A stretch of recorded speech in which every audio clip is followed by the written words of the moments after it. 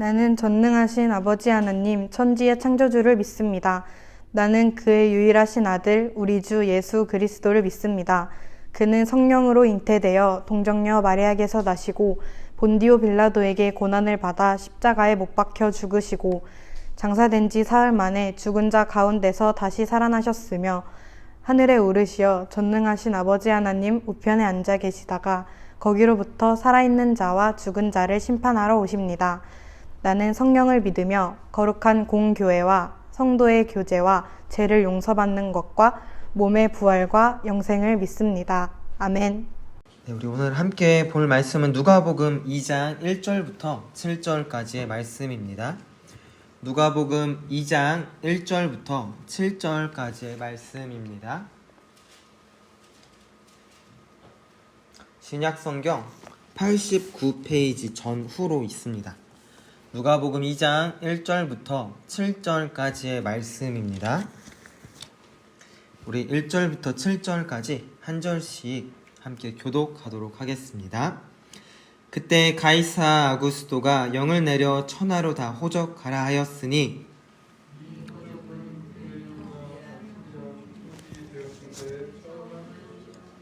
모든 사람이 호적하러 각각 고향으로 돌아가매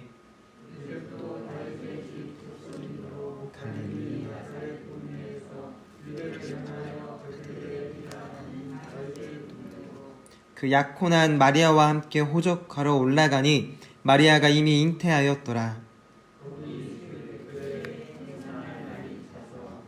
우리 7절 함께 읽겠습니다. 첫 아들을 낳아 강보로 싸서 그 위에 누웠으니 이는 여관에 있을 곳이 없음이리라. 아멘. 기도하겠습니다.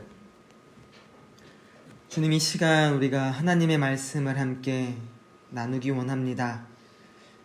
우리에게 주어지는 이 말씀을 우리가 들을 수 있도록 하시고 또 들음으로 끝나는 것이 아닌 깨닫고 믿고 순종하고 따를 수 있도록 주님, 이 시간 우리를 인도하여 주시옵소서. 예수님의 이름으로 기도드렸습니다. 아멘. 네. 반갑습니다. 우리 오늘이 어떤 날인지 아십니까? 새로운 절기가 시작이 되었거든요. 이때쯤 되면 뭔가 하나 좀 시작이 돼야 돼요. 조금 긴 절기가 될 수도 있어요. 뭘까요? 무슨 첫째 주라고 해요? 오늘은 사순절 첫 번째 주일입니다. 사순절이 뭘 의미하는지 아십니까?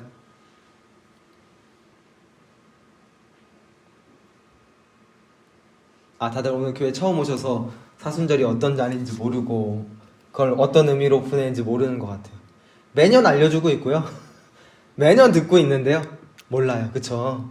나중에 나 교회 한 20년 다녔어 했는데 물어봤는데 모르면 얼마나 창피하겠어. 그치? 네, 창피를 당할 거예요. 사순절은요, 우리가 이제 부활절이 있죠. 부활절부터 거꾸로 주일을 제외한 40일을 포함해서 사순절이라고 말을 합니다.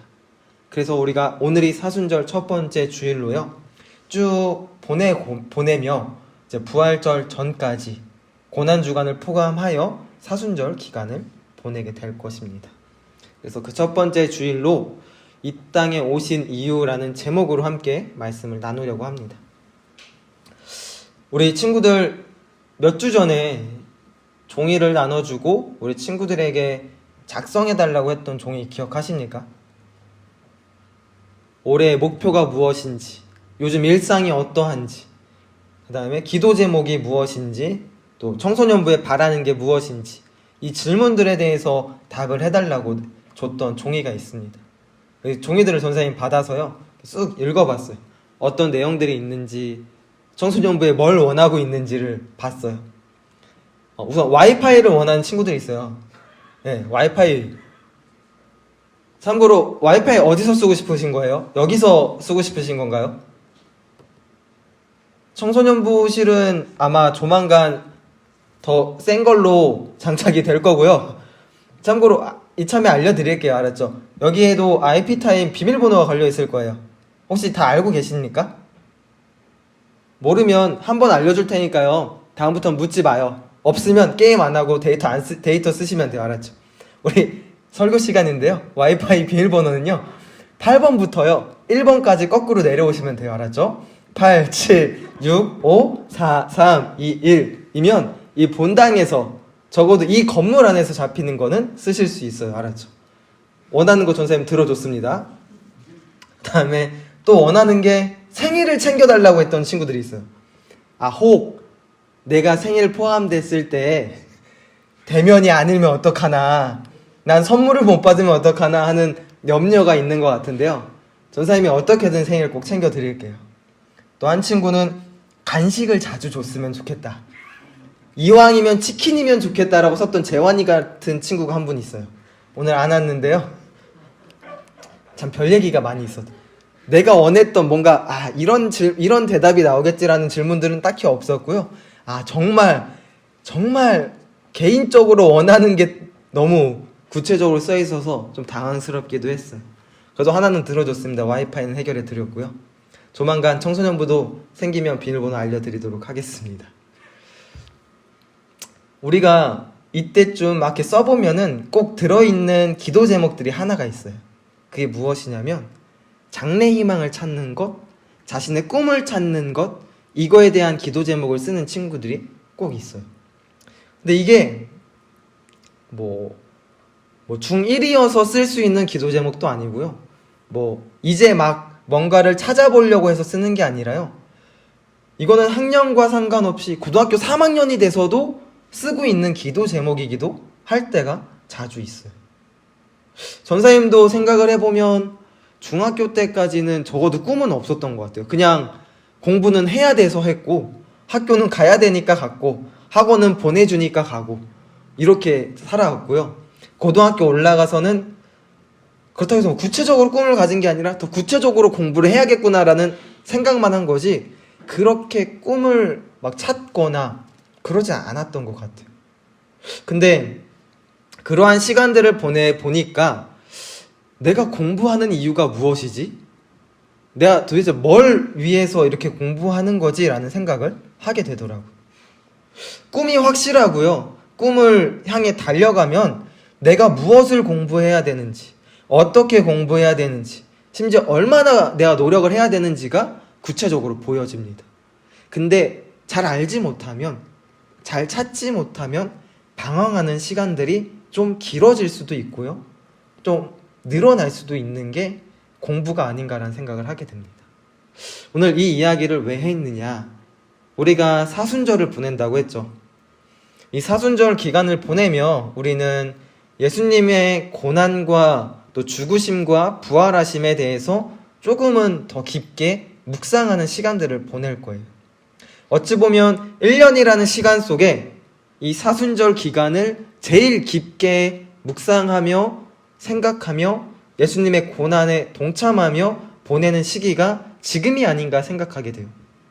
근데 그냥 무작정 우리 고난에 함께 동참합시다. 예수님께서 십자가에 달려 죽으셨던 그 고난과 순환과 아픔을 우리가 함께 기억합시다 라고 얘기를 한다면 너무 주입식인 것 같다라는 생각을 해요. 그냥 이 시기가 되니까 우리는 묵상하는구나. 또 우리가 묵상할 시기가 됐으니까 예수님의 고난에 대해서 생각하는구나 라고 생각하는 것 같다는 느낌을 많이 받았습니다. 그래서 매년 물어보면 잘 몰라요. 사순절이 어떤 건지. 얘기를 해주면 힘든 기간, 고난 주간이라고 생각하고 넘어갈 때가 참 많이 있어. 그래서 우리가 사순절 기간을 보내면서요, 예수님께서 왜 이 땅에 오셨고, 오셔서 무엇을 하셨고, 어떠한 기적을 행하셨고, 또 어떤 고난을 당하셨고, 또 어떻게 부활하시며 그 부활을 통해서 무엇을 이루셨는지까지 우리가 한번 싹 훑어볼 수 있었으면 좋겠어요. 그래서 그 첫 번째 시간으로 이 땅에 왜 오셨는가에 대해서 함께 말씀을 나눠보려고 합니다. 우선 예수님께서 이 땅에 어떻게 오셨죠? 우리가 성탄절이 되면 이야기하는 게 많이 있죠. 성령으로 잉태하셔서 이 땅에 오셨고요. 어디에서 나셨죠? 이럴 거면 우리 비대면 하자. 야, 이럴 거면 비대면 하자. 저 선생님 그냥 카메라 보고 할게요.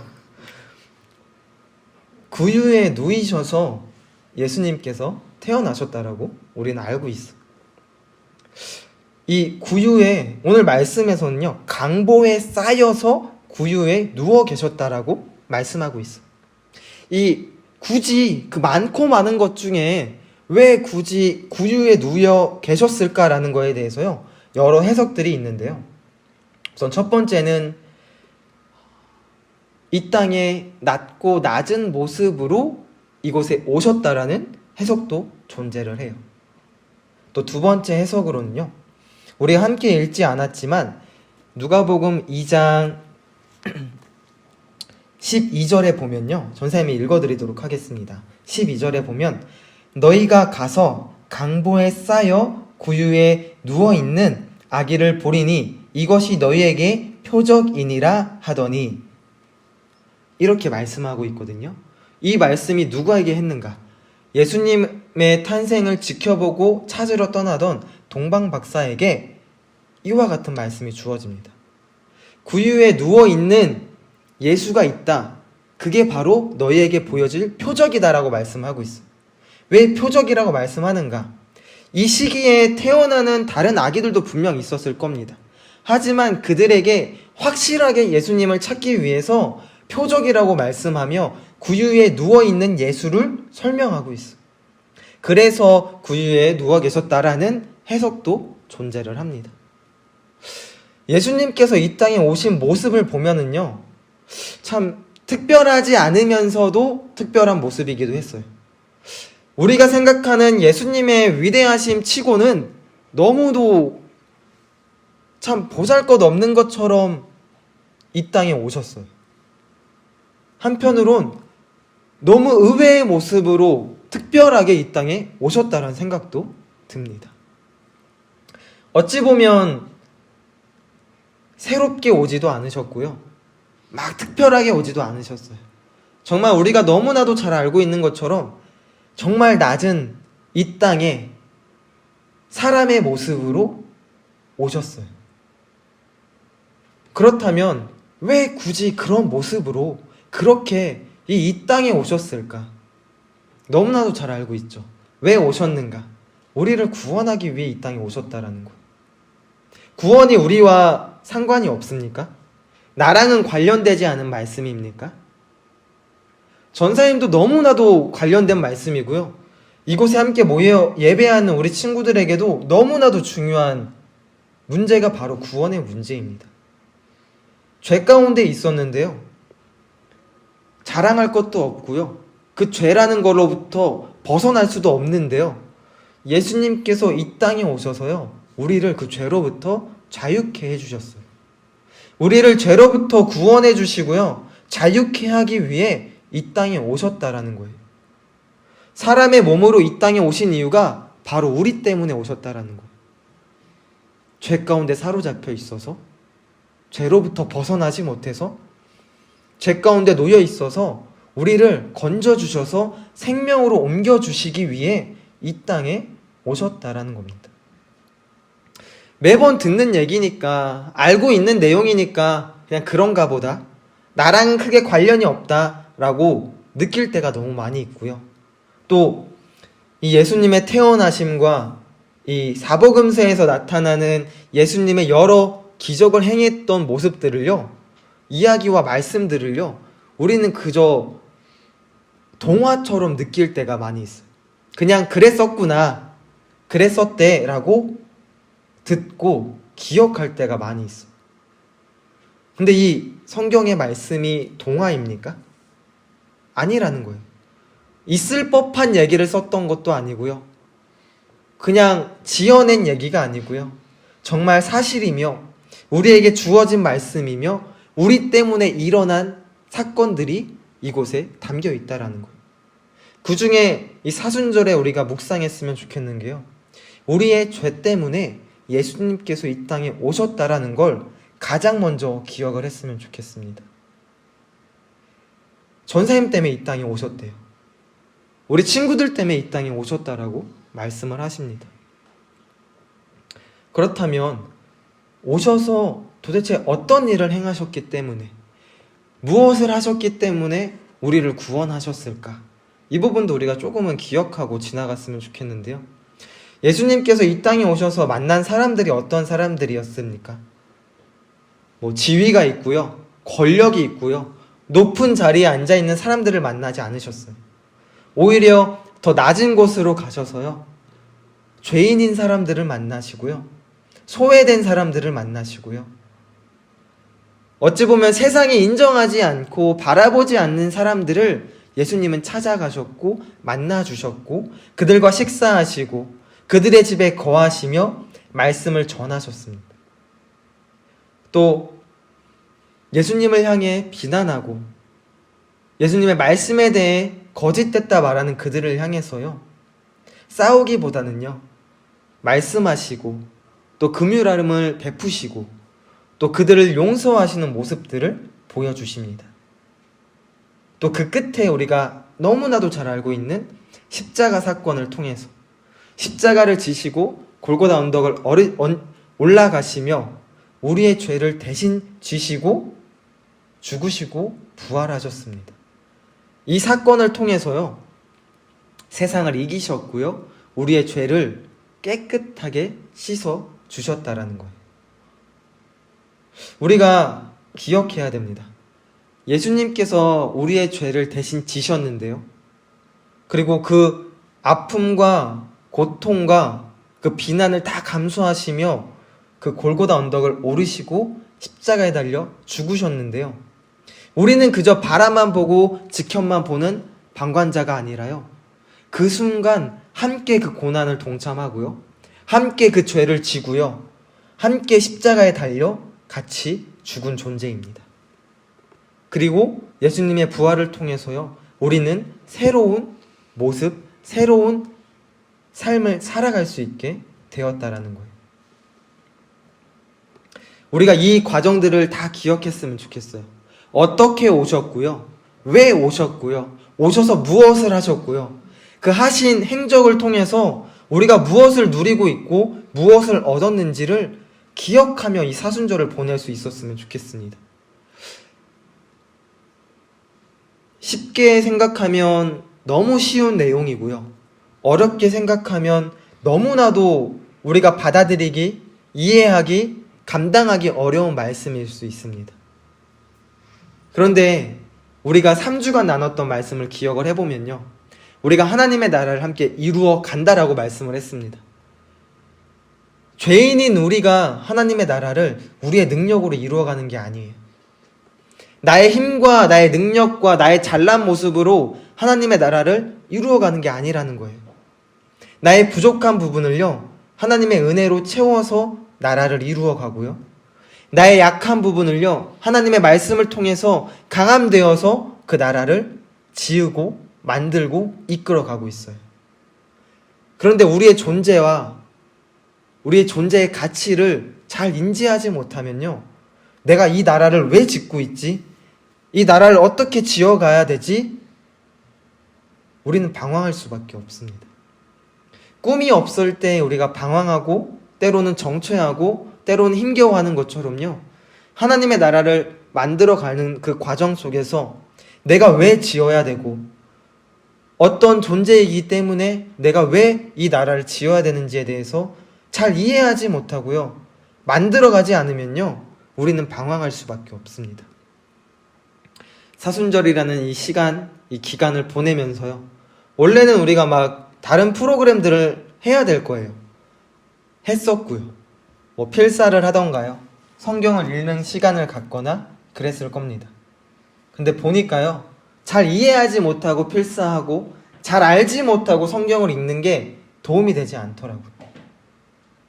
작년에 어딜 필사했는지 기억을 못 하잖아요. 그렇죠?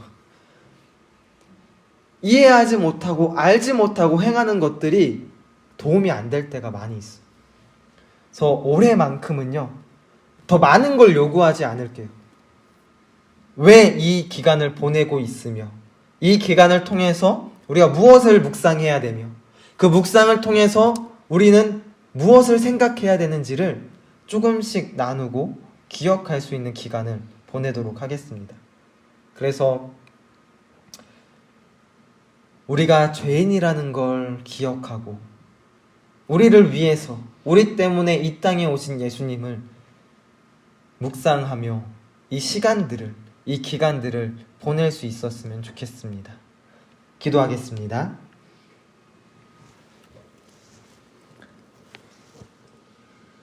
사랑해 주님, 사순절 첫 번째 주일을 맞이하여 예수님께서 이 땅에 오신 이유를 우리가 기억하기 원하고 우리 때문에 이 땅에 오셔서 받으신 아픔과 고난을 우리가 다시금 기억하기 원합니다. 왜 이 시간들과 이 기간을 보내야 되는지 우리가 알게 주님께서 인도하여 주시고 이 시간들을 그저 홀려 보내는 것이 아닌 이 시간들을 통해 진정으로 묵상하고 예수님의 그 사랑을 우리가 다시금 돌아보고 받고 기억할 수 있는 이 사순절 기간이 될 수 있도록 주님께서 우리와 함께하여 주시옵소서. 예수님의 이름으로 기도드렸습니다. 아멘. 하늘에 계신 우리 아버지, 아버지의 이름을 거룩하게 하시며 아버지의 나라가 오게 하시며 아버지의 뜻이 하늘에서와 같이 땅에서도 이루어지게 하소서. 오늘 우리에게 일용할 양식을 주시고 우리가 우리에게 잘못한 사람을 용서하여 준 것 같이 우리 죄를 용서하여 주시고 우리를 시험에 빠지지 않게 하시고 악에서 구하소서. 나라와 권능과 영광이 영원히 아버지의 것입니다. 아멘.